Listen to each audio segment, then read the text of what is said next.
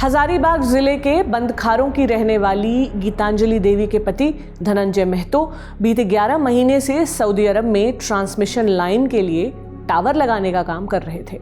24 मई को कंटेनर के ऊपर से गिरने से उनकी मौत हो गई। धनंजय वहां लार्सन एंड ट्रूबो कंपनी के लिए काम कर रहे थे। गीतांजलि के मुताबिक कंपनी की ओर से सिर्फ मौत की सूचना देने के लिए फोन आया था। उसके बाद से वो खुद 2-4 दिन पर फोन करके डेड बॉडी के आने को लेकर पूछताछ कर रही हैं, मगर उन्हें नहीं पता कि कहां गुहार लगाने से उनके पति का पार्थिव शरीर घर पहुंच पाएगा।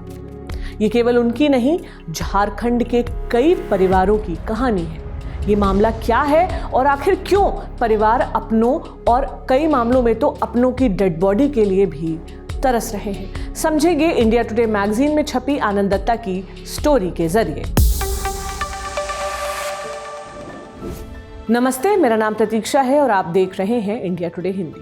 बीते 25 अप्रैल को अफ्रीकी देश नाइजर में 5 भारतीयों का स्थानीय उग्रवादी समूह ने अपहरण कर लिया। ये सभी मजदूर गिरिडीह जिले के रहने वाले हैं और कल्पतरु नाम की भारतीय कंपनी की ओर से वहां काम कर रहे थे। अभी तक उनका अता पता नहीं चला है। वहीं दिसंबर 2024 में कैमरून में झारखंड के 47 मजदूर फंस गए।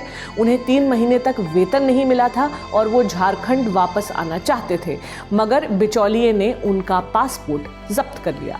फिर राज्य सरकार के दखल के बाद इन्हें सुरक्षित वापस लाया गया। झारखंड के चतरा, गिरिडीह, हजारीबाग, कोडरमा ये वो ज़िले हैं जहां से हर साल हज़ारों की संख्या में मज़दूर अरब और अफ्रीकी देशों में काम करने जाते हैं। विदेश मंत्रालय की ओर से 21 जून 2023 को दी गई जानकारी के मुताबिक केवल झारखंड से 8,704 मज़दूर ECR कंट्री में काम करने जा चुके हैं। विदेश मंत्रालय के मुताबिक सऊदी अरब, ओमान, कतर जैसे देश कुल 18 देश हैं जो ECR कंट्री के तहत आते हैं। इमिग्रेशन एक्ट 1983 के मुताबिक अगर कोई भारतीय इन देशों में रोजगार के लिए जाते हैं तो उसे यात्रा से पहले इमिग्रेशन क्लियरेंस लेना होता है, यानी उन्हें वर्क वीज़ा दिखाना होता है, क्योंकि इन देशों को मजदूरों के लिए कामकाज के लिहाज से असुरक्षित माना जाता है। राज्य के इन इलाकों में कोई उद्योग नहीं है। देश भर में सबसे कम मनरेगा मजदूरी यानी 255 रुपए झारखंड में है।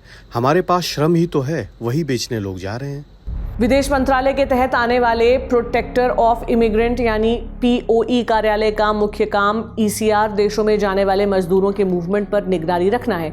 रांची में इस कार्यालय की स्थापना 2023 में हुई है।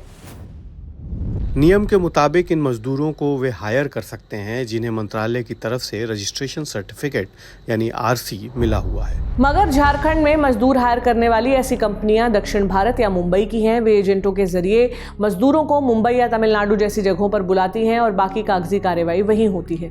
धनंजय भी सूद पर लिए 70,000 रुपए स्थानीय एजेंट को देकर कमाने गए थे। इन जैसे मजदूरों के देश के बाहर काम करने जाने से पहले इमिग्रेंट ऑफिस इन्हें इनके अधिकारों और मुश्किल में फंसने पर सहायता संबंधी जानकारी देने के लिए भी जिम्मेदार है। मगर रांची इमिग्रेंट ऑफिस में कार्यरत हेमंत कुमार कहते हैं, इन मजदूरों के जाने से पहले जानकारी ही नहीं होती है, तो हम इन्हें ट्रेनिंग कैसे देंगे? नाइजर में किडनैप किए गए मजदूरों को लेकर इमिग्रेंट ऑफिस ने विदेश मंत्रालय के माध्यम से नाइजर सरकार से संपर्क स्थापित किया था। बीती 22 मई को नाइजर सरकार ने बताया है कि उनकी सुरक्षा एजेंसी इस मामले को देख रही है, मगर और कोई अपडेट नहीं दिया गया। ऐसे मामलों पर आपकी क्या राय है? क्या आपकी नज़र में भी ऐसा कोई मामला आया है? हमें कमेंट बॉक्स में ज़रूर बताएं। ऐसी ही और रिपोर्ट्स के लिए देखते रहें इंडिया टुडे हिंदी। शुक्रिया।